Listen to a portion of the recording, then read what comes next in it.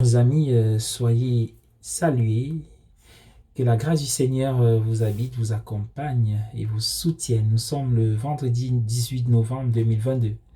En Luc 19, c'est la halte spirituelle pour la journée. Maintenant que Jésus est arrivé à Jérusalem, la lutte pour le pouvoir commence. Il entre immédiatement en conflit avec les autorités. Celles-ci prétendent être les chefs légitimes du peuple de Dieu. Mais Jésus le nie à chaque instant. Il n'aurait pas pu choisir une manière plus symbolique de le faire qu'en purifiant le temple. C'est cet acte qui a poussé les autorités à prendre des mesures contre lui. La coutume à laquelle Jésus s'attaque est la vente de divers articles nécessaires au sacrifice, animaux, vin, huile, sel et colombes. Les changeurs de monnaie prenaient également les pièces romaines et grecques et les échangeaient contre le demi-shekel d'impôt du temple exigé par la loi.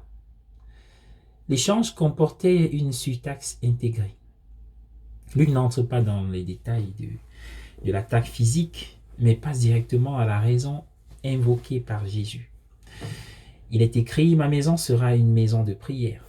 Mais vous en avez fait une caverne de bandits. Mais Matthieu 21, Marc 12 donne les détails. Il entra dans le temple et chassa tous ceux qui vendaient et achetaient dans le temple.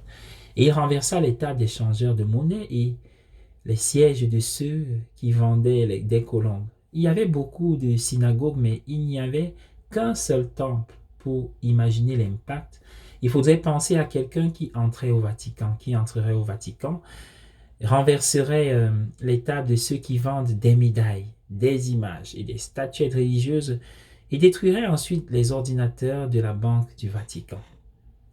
Que se passerait-il? Les gardes suisses tentent de passer à l'action avec leurs armes ornementales, leurs hallebardes, leurs haches bicéphales et leurs épées à la lame de feu.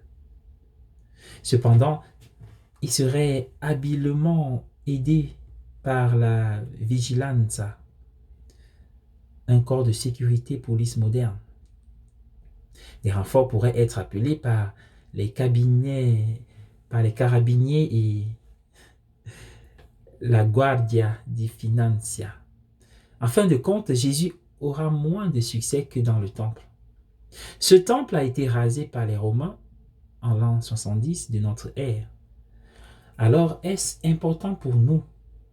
Oui. Le temple dit Maître Eckhart, dans un passage bien connu, est maintenant l'âme humaine. Dieu a rendu l'âme humaine si semblable à lui-même que rien d'autre au ciel ou sur la terre, parmi toutes les splendides créatures que Dieu a si joyeusement créées, ne ressemble autant à Dieu que l'âme humaine. C'est pourquoi Dieu veut que ce temple soit déblayé, afin qu'il puisse y habiter. Si on lui donne une chance, Jésus est encore capable de causer beaucoup d'ennuis dans le temple. Préparez vos hallebardes. Bonne journée à tous et à chacun.